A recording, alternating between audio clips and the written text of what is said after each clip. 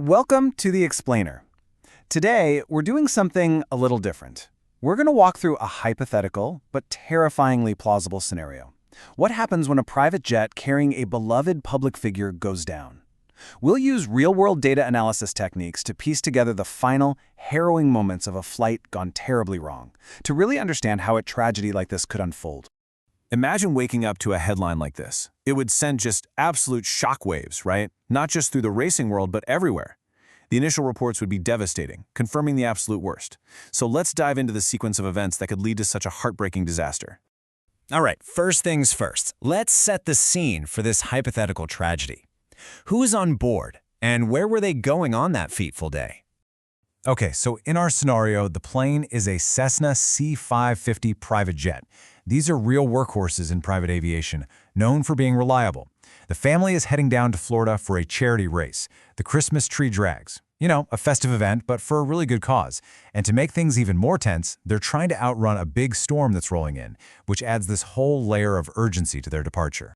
In this scenario, a total of 7 people. 7 lives are tragically lost. And on board, well, it's just heartbreaking.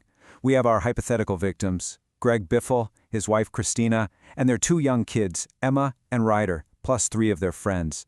Losing an entire family and people that close to them, it's just a devastating blow. So, let's get into how this all unfolds. The entire flight, from what looked like a normal takeoff to that catastrophic impact, it all happens in less than 8 minutes. We're going to break down those final, terrifying moments almost second by second. This timeline, it just reveals a flight in complete chaos. Look at it. You see this series of rapid, totally erratic maneuvers? It's like a wild dance of climbing and diving.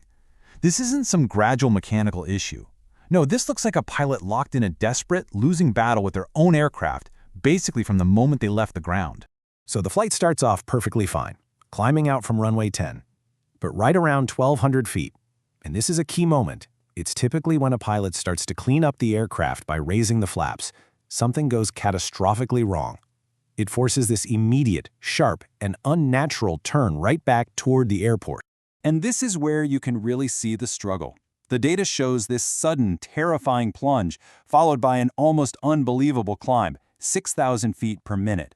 To put that into perspective for you, a normal commercial airliner, a big jet, usually climbs at about 2,000 to 3,000 feet per minute. So this is a pilot literally wrestling with a machine that has a mind of its own. And then the final approach is just a picture of pure desperation. The jet is way too low, way too close, and way too slow. At just 400 feet off the ground, the pilot tries to yank it into a sharp turn to line up with the runway. But at 106 knots, the plane is hovering right on the edge of a stall. It's a maneuver the aircraft simply can't pull off. It's the final, fatal error. So you're probably wondering, how in the world can we reconstruct a flight with this much detail? Well, the answer lies in the data. Modern planes are basically flying data recorders, constantly broadcasting their position, their speed, their altitude. And this gives us an almost second-by-second account of those final tragic moments. The key source for all of this is something called ADS-B data.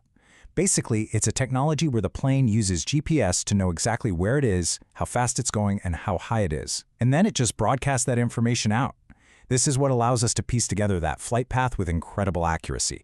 Now, what makes this whole situation even more dangerous is that Statesville is an uncontrolled airfield. That means there's no control tower, no air traffic controllers on the ground to offer any guidance. The pilot is flying VFR. That stands for Visual Flight Rules, which means they're literally relying on their own eyes to navigate. When a crisis hits, you're completely on your own. There's no voice on the radio to help. So the flight data clearly points to something catastrophic. But what was it? Investigators in a situation like this would likely be focused on 2 primary theories to explain what happened. Okay, so what could have caused this?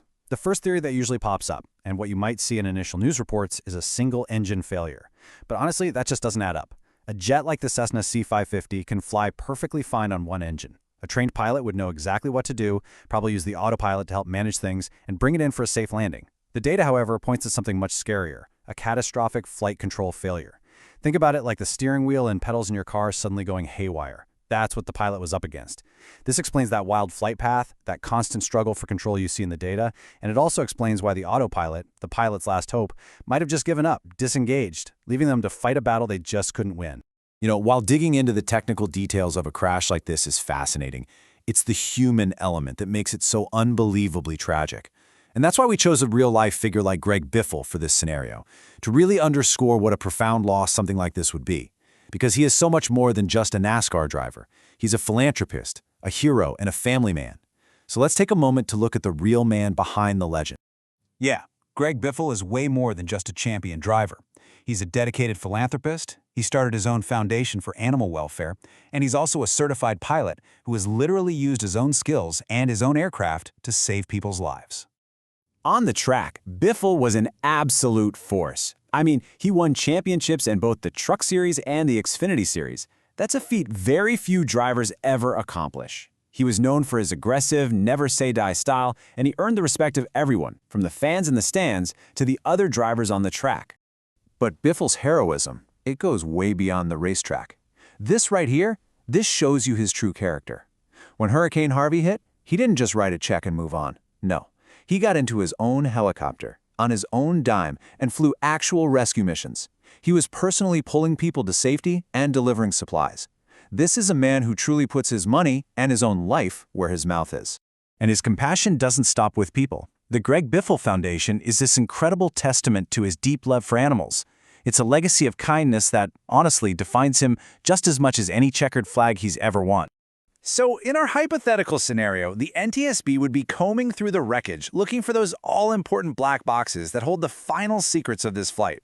The ADS-B data, it tells us what happened. We can see the path, the struggle. But only the cockpit voice recorder and the flight data recorder can tell us why. What were the pilot's final words? What was that final, fatal malfunction that started this whole chain of events?